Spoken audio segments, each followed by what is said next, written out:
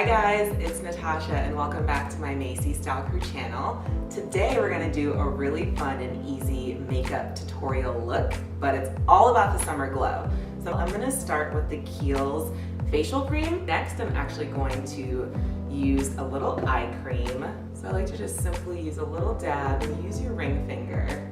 And once I do that, this is my Dior Glow Booster. You guys know it's my holy grail. I love it. And I'm gonna prepare that because I'm gonna mix that with my foundation. But before we go there, we're just simply going to actually put all over my face the Estee Lauder mattifier.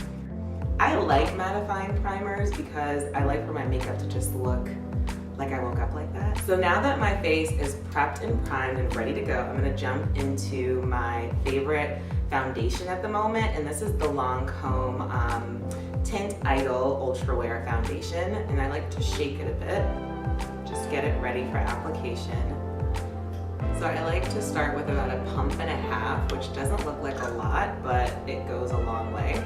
And my little trick is just to use a little bit of my Glow Booster and then blend it in to warm up the product. And then I like to go in with my Steeple foundation brush in the beginning just